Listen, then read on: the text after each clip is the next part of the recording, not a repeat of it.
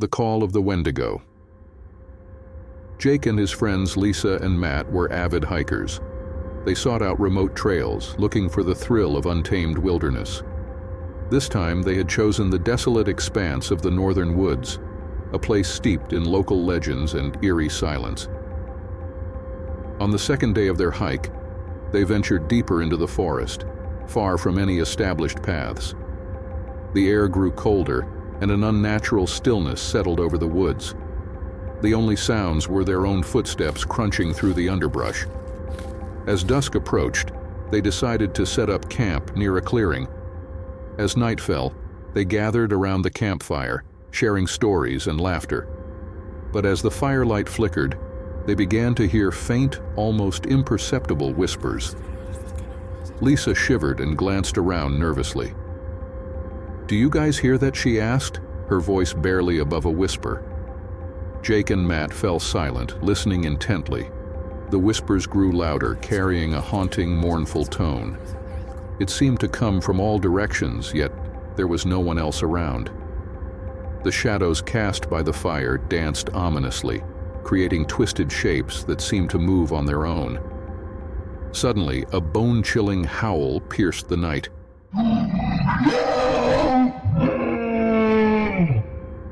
It was unlike any animal they had ever heard, a blend of human anguish and primal rage.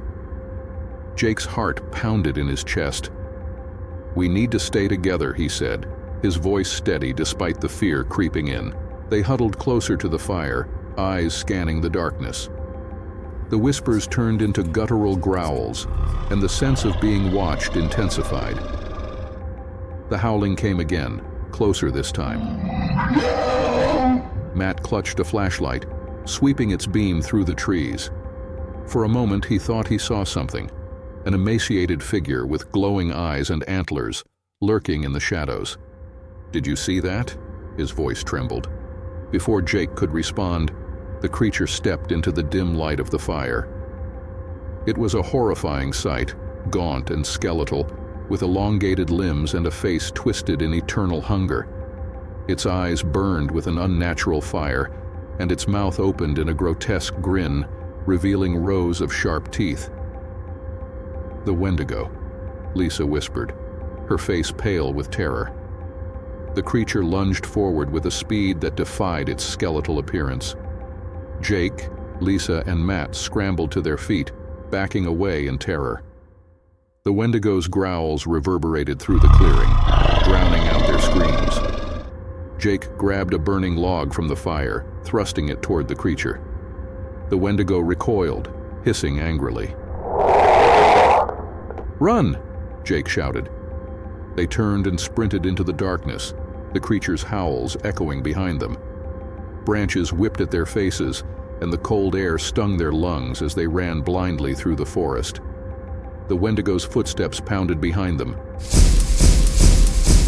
relentless and unyielding. They stumbled and fell, but fear propelled them forward. Lisa tripped on a root, crying out as she hit the ground. Jake and Matt turned back, desperate to help her. The Wendigo was almost upon them, its eyes glowing with hunger. In a desperate bid to save her, Jake threw the burning log at the creature. It struck the Wendigo, and for a moment, the creature halted, snarling in pain. Seizing the moment, Jake and Matt pulled Lisa to her feet, and they ran until their legs could carry them no further. They burst into a small clearing, where the faint glow of dawn began to pierce the darkness. The Wendigo stopped at the edge of the clearing, its eyes burning with malevolent intent. It let out a final deafening roar before retreating into the shadows. Gasping for breath, they collapsed to the ground, the safety of daylight offering a fragile sense of security.